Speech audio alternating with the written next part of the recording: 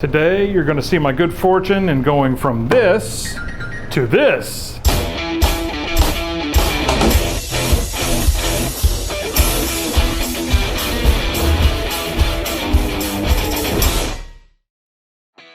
All right, this story starts when a friend of mine's father was moving out of a 2,000 square foot shop, had a bunch of plywood and lumber that he needed to get rid of, and I said, absolutely, I'll take it. And while I was there, he pointed out this 1979 POWERMATIC Model 66 table saw that had actually never been assembled or used. Yup, that's what I said.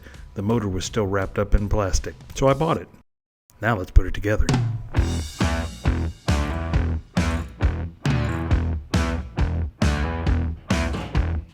So it had been sitting for 40 years in a couple of different workshops. Had some sawdust in it. But there's no wear on any of these parts. So I decided just to disassemble it, clean it out, lube up the parts that need to be lubed. There was a little bit of rust from it just sitting around, so I took a wire brush and I did a basic cleanup of the rust on those parts.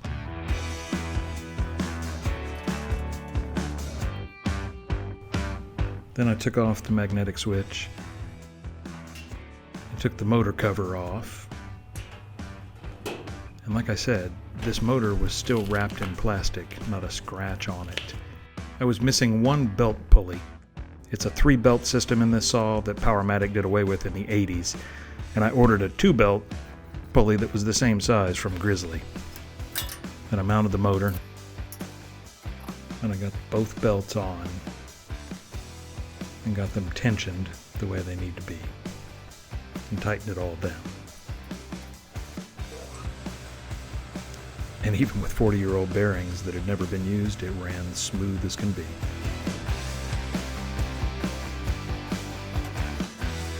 So I started reassembling everything and getting it lined up and straight.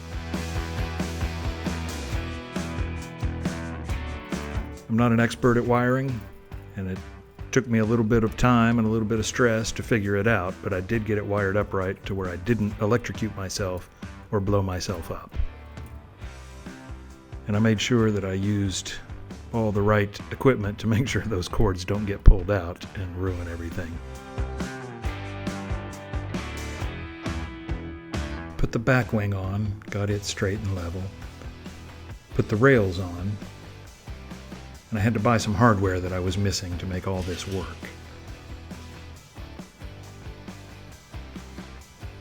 Now, have you ever run into the problem where the threads get bunged up and you can't get the nut on all the way, it just stops? Well, here's a tip that you may or may not know. If you force that nut down, it will straighten out those threads. So you force the nut on and then back off again.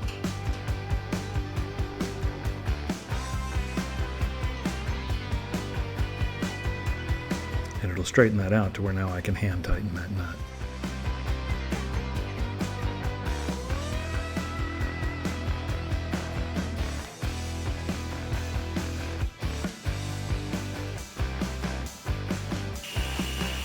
I did run into a problem where the fence has 2 locks, a front lock and a rear lock.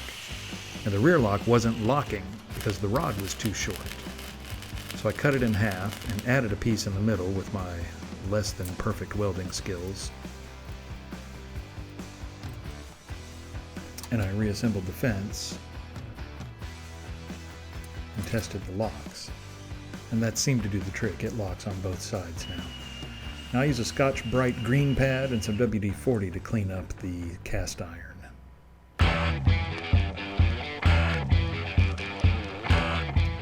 I did not totally repaint the saw or rehab it 100% back to brand new.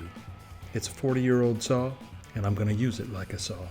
But it's in such good shape, I am thrilled.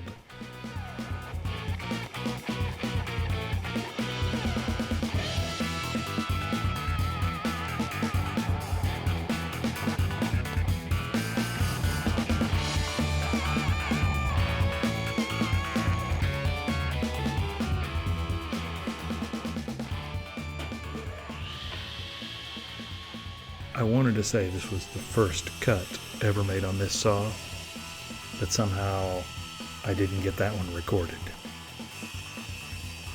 So this is actually a recreation and the second cut ever made on the saw.